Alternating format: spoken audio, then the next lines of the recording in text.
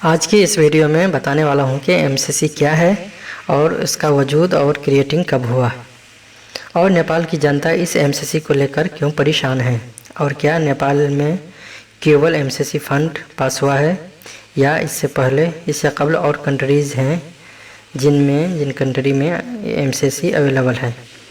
इन तमाम बातों को वाज़ेह और डिटेल से बताने वाला हूँ, तो वीडियो के एंड तक हमारा साथ दें। एमसीसी यानी मिलेनियम चैलेंज कॉरपोरेशन का वजूद और क्रिएटिंग 2004 में आज से तकरीबन 18 साल पहले जॉर्ज डब्ल्यू बुश के दौरे हुकूमत में किया गया था और उसका मकसद आतंकवादी और टेररिस्ट को ख़त्म दी एंड करना था। और ये एक तंजीम है, ये एक संगठन है, जैसा कि उसके नाम से पता चलता है, क्योंकि कॉरपोरेशन का जो माना और मतलब होता है वो संगठन और तंजीम। अब चलते हैं असल विषय और टॉपिक की तरफ कि नेपाल में एमसीसी का एग्रीमेंट सितंबर 2017 में साइन हुआ नेपाल और यूएस के संगठन एमसीसी के दरमियान। और ये जो एग्रीमेंट साइन हुआ वो दो मकसद के लिए, दो कामों के लिए।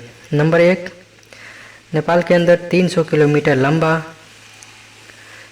400 किलोवाट इलेक्ट्रिसिटी लाइन बिछाना है और नंबर 2, 100 किलोमीटर का पूरब से लेकर पश्चिम तक हाईवे सड़क बनाना है। जबकि यूएस का संगठन एमसीसी ने $630 मिलियन डोनेशन देने का वादा भी किया।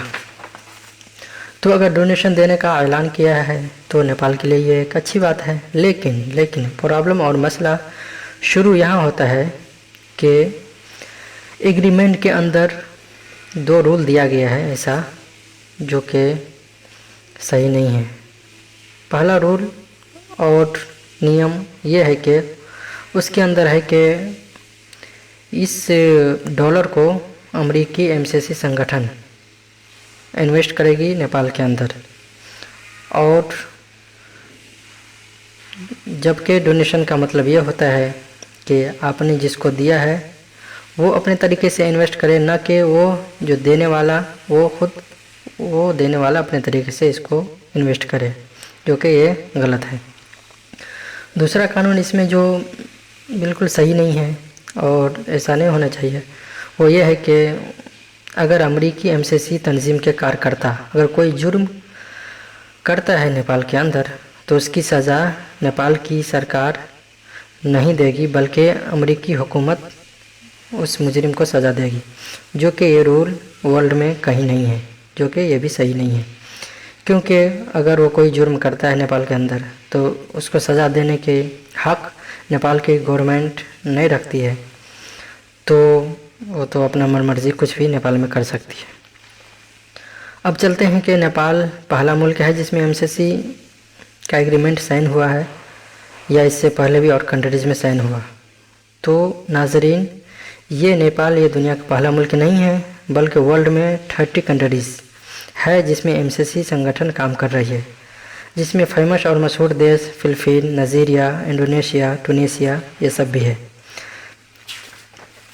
अमेरिकी एमसीसी संगठन का वजूद जिस मकसद के लिए लाया गया था उसका क्रिएटिंग एक अलग मकसद के लिए किया गया था। वो मकसद जो कि पहले बता दिया गया है कि ये टेररिस्ट को दे एंड करने के लिए ये इसका क्रिएटिंग किया गया था, मगर अब ये एक अलग और दूसरे मकसद के लिए इसका प्रयोग हो रहा है।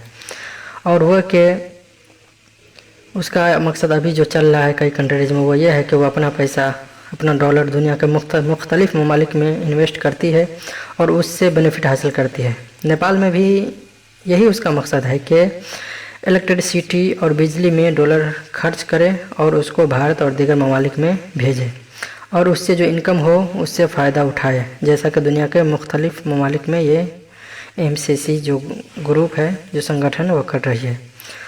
तो दोस्तों, इससे पता चला कि ये अमेरिकी जो संगठन है वो और दीगर ममालिक में जैसा कर रहा है वैसा नेपाल में भी करने वाली है।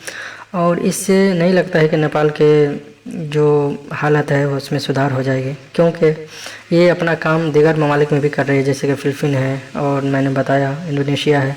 हालांकि वहाँ के लोग भी अभी तक परेशान हैं, गल्फ़ कंट्रीज़ में रहते हैं, तो पता चला कि हो सकता है नेपाल छोटी आबादी वाली देश है, तो उसमें कुछ हद तक सुधार पैदा हो, पर लगता नहीं है। तो नाजरीन समझ गए होंगे आज बखूबी कि ये MCC क्या है। तो वीडियो को आखिर तक देखने के लिए बहुत बहुत शुक्रिया।